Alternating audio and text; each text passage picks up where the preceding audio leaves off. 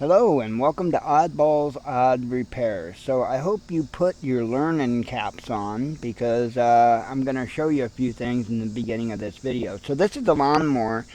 Um, the gentleman owns two of them, and I'm pretty sure they're around close to the same year.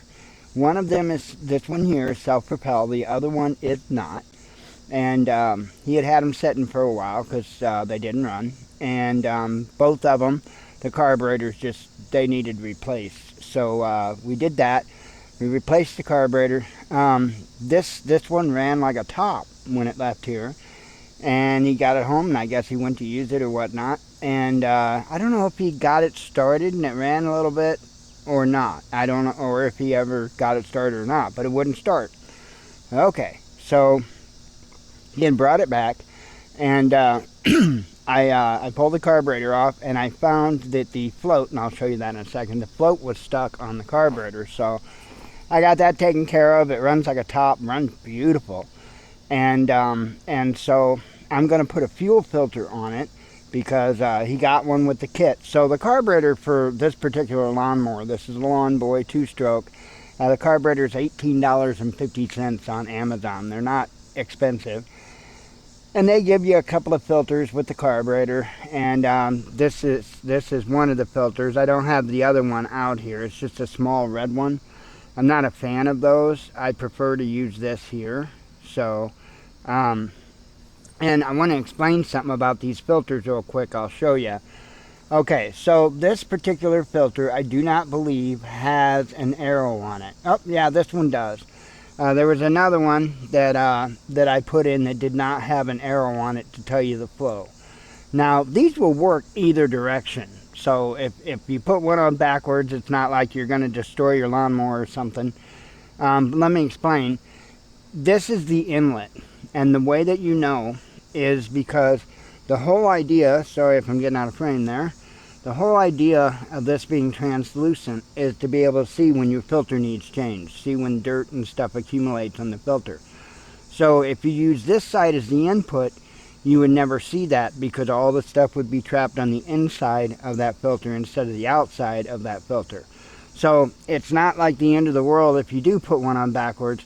However, if you do put one on backwards, I don't think I'd turn it around or anything. I think I would buy a fresh filter and I would put it on the correct direction. So just a little bit of information about fuel filters. I like these better because you can see if there's something that got into it.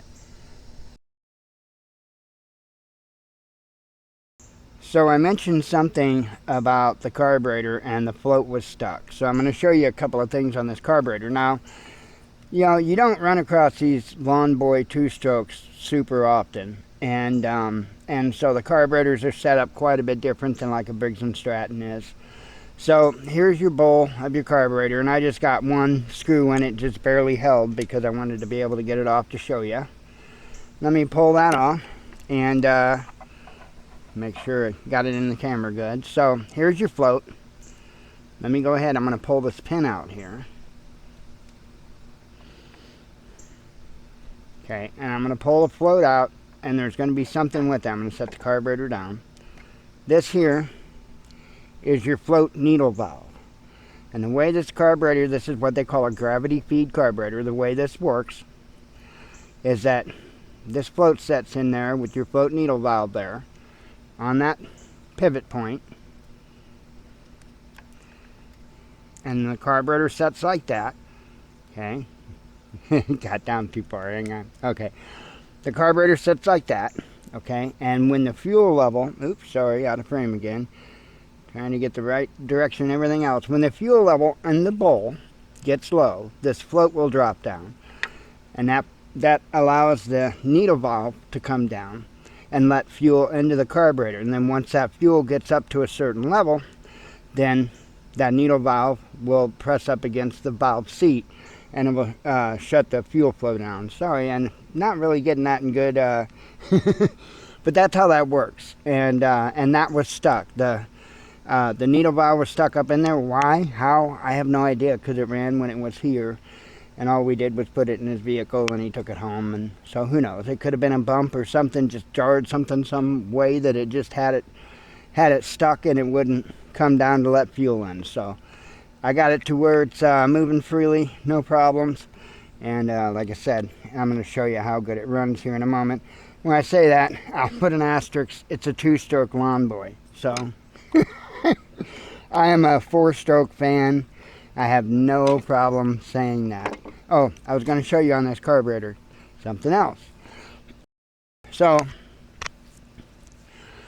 this is called a butterfly, by the way. And this butterfly here is the choke butterfly. Okay? That is the choke butterfly. Now, the butterfly for the throttle is this one up here. And it is on this little wind vane looking thing, okay, which is a governor. And then there's a spring down here. So now the filter box, which is down there, the filter box has interesting linkage. We'll put it that way. It's got an interesting linkage on it, and everything has to be just right with that linkage for everything to work properly. And what will happen, there's a piece that's here. This spring here has like been messed up, but there's a piece that comes here that comes off of the air box, and it holds that spring.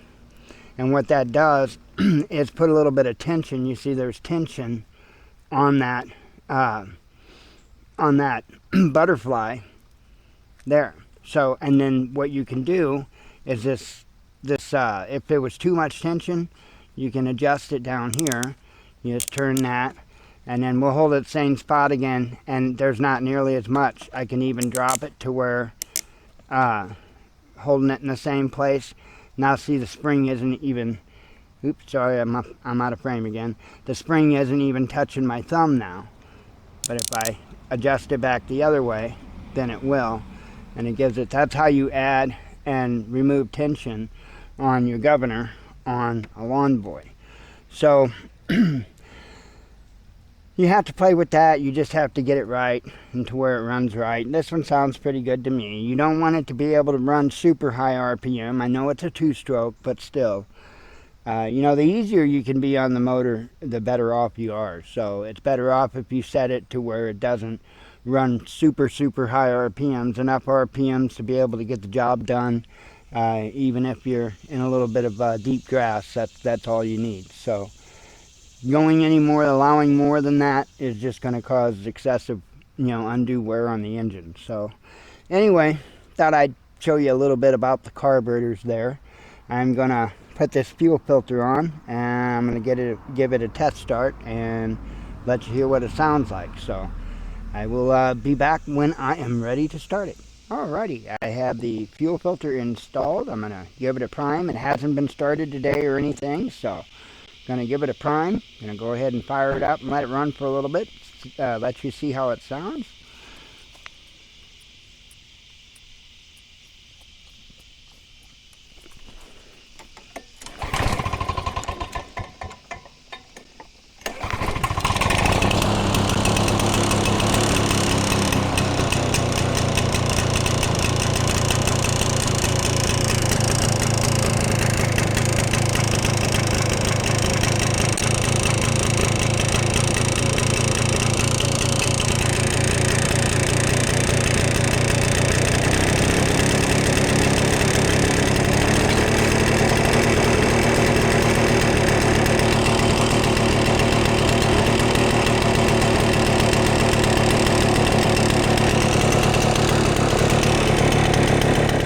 There you go.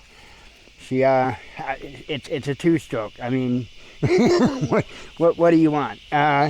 She's a smoky 2-stroke. So, but it does run good. Self-propel works good. It's actually not a bad little mower. I miss the old Lawnboys that had the aluminum decks that lasted forever. My dad was not a fan of Lawnboy at all. I'm not a fan of 2-stroke or Tecumseh motors especially. And, yeah, just finicky. That's all it is. They're just finicky. And once you beat the finick out of them, they're fine. So, other than that, not a bad little running Lawnboy 2-stroke. So, my dad would, he would take the aluminum decks on the old Lawnboys and he would fit a Briggs & Stratton motor on them. And you know, you want to talk about a good mower, get an old Lawnboy aluminum deck, put a good, not one of the cheap Briggs & Stratton, put a decent Briggs & Stratton motor on it, and you've got yourself a several generation lawnmower right there. So anyway, just thought I would show you a little bit of what I was up to and show you a little bit about fuel filters and carburetors. And I hope you all have a great day. If Oddballs Odd Repair can do something for you, just let me know. Shalom.